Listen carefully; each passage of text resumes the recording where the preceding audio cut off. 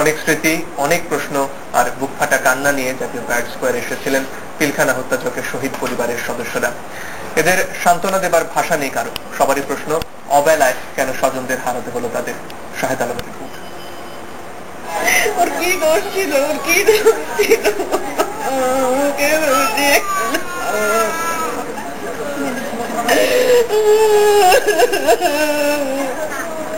শহীদ major মাহবুবের সহধর্মিনীর এই বোবা কান্না আর অনেক প্রশ্নের কোনো উত্তর নেই কারো কাছে।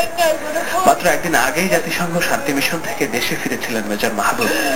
মানুষটিকে ভালো করে কাছে থেকে দেখাও হয়নি অনেকদিন। কে দেবে তাকে সান্ত্বনা?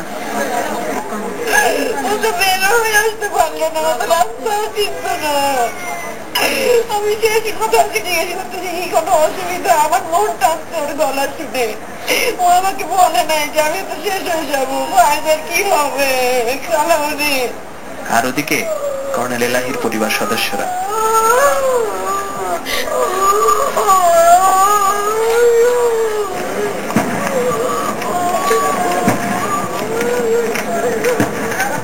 এক একটি তোপধ্বনি যেন এক একটি দীর্ঘশ্বাস।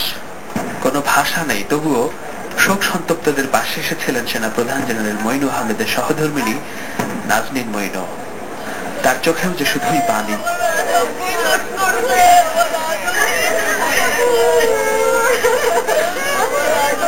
আর ওদিকে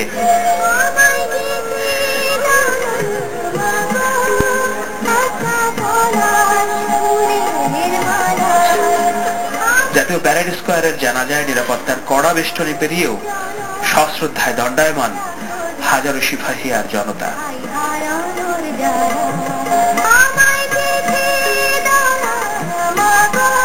আমায় গেঁথে দাও না মাগো একটা পলাশ ফুলের মালা, আমি জনম জনম রাখবো ধরে ভাই হারানোর জ্বালা। ভাইয়ের প্রতি শেষ শ্রদ্ধা জানাতে এখানে দণ্ডায়মান হাজারো জনতা। যারা তোমরা চলে গেলে আমরা তোমাদের ভুলবো না। আমি জনম জনম রাখবো ধরে ভাই হারানোর জ্বালা। শাহেদ আলম, NTV নিউজ, জাতীয় প্যারেড স্কোয়ার।